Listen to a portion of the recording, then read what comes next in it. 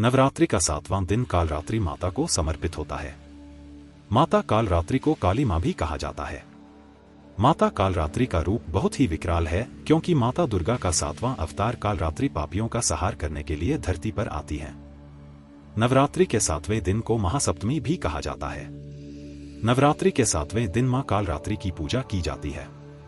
देवी कालरात्रि को मां दुर्गा के 9 अवतारों में बहुत ही क्रोधी देवी माना जाता है, क्योंकि जब जब धरती पर पाप बढ़ जाता है तो देवी कालरात्रि का अवतार लेकर पापियों का संहार करने के लिए आती है। देवी कालरात्रि को अंधकार की देवी भी कहा जाता है, लेकिन देवी कालरात्रि केवल दुष्टों का ही संहार करती है। अपने भक्तों और अच्छे मनुष्यों पर देवी कालरात्रि की कृपा हमेशा बनी रहती है। जो भी भक्त देवी कालरात्रि की पूजा करता है उसे अकाल मृत्यु का खतरा नहीं रहता। आइए जानते हैं नवरात्रि के 7वें दिन की देवी कालरात्रि की विशेष पूजा विधि, भोग और व्रत कथा। कलयुग में मात्र कालरात्रि अथवा काली देवी एक ऐसी देवी स्वरूपा है जो मनुष्य के कर्मों का फल प्रत्यक्ष रूप से प्रदान करती है।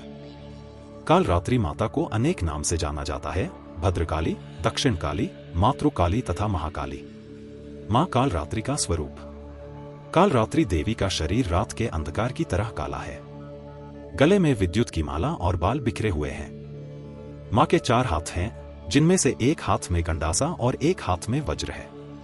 इसके अलावा मां के 2 हाथ क्रमश वर मुद्रा और अभय मुद्रा में हैं। इनका वाहन गर्दभ, गधा है।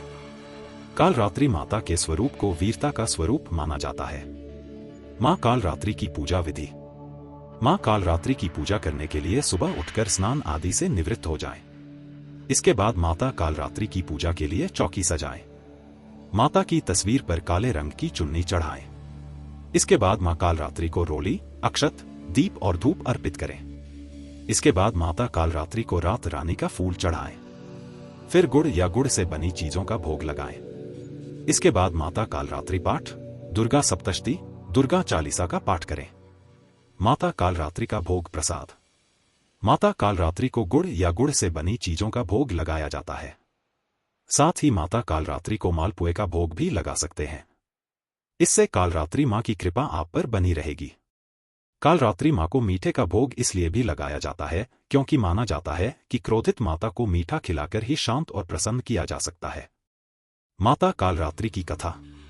दुर्गा सप्तशती में माता कालरात्रि के स्वरूप का वर्णन मिलता है, जिसके अनुसार महिषासुर नामक एक भयानक दैत्य था, जिसको यह वरदान प्राप्त था कि उसकी रक्त की एक बूंद जब धरती पर पड़ेगी तब महिषासुर जैसे नए राक्षस का जन्म हो जाएगा। इस राक्षस ने धरती पर इस प्रकार तूफान तथा हाहाकार मचा रखा था कि सभी प्राणी अपने जीवन की गुहार कर रहे थे। तब देवी कालरात्रि ने महिषासुर का वध करने के लिए रणभूमि में प्रवेश किया। युद्ध भूमि माता कालरात्रि के आगमन को देख राक्षस महिषासुर ने इस प्रकार बाणों की बौछार करनी शुरू कर दी, जिस प्रकार आकाश से वर्षा का पानी निरंतर पड़ता है। देवी कालरात्रि ने उसके बाणों को अपने बाण से काटकर महिषासुर के सैनिकों तथा घुड़सवार का अंत किया।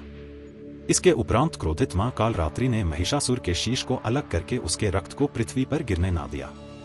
राक्षस महिषासुर के शूल के टुकड़े टुकड़े हो गए तथा कालरात्रि देवी द्वारा महिषासुर जैसे दैत्य का अंत हुआ। इस प्रकार माता कालरात्रि ने महिषासुर नामक भयंकर ज्वालामुखी जैसे राक्षस का संहार किया। यह कथा भक्तों के दुखों का नाश करने वाली है, साथ ही अपने भक्तों को सदैव साहस का ज्ञान कराने वाली है। जो भी भक्त माता कालरात्रि की शरण में जाता है उसका काल से बचाव माता कालरात्रि के हाथों में आ जाता है।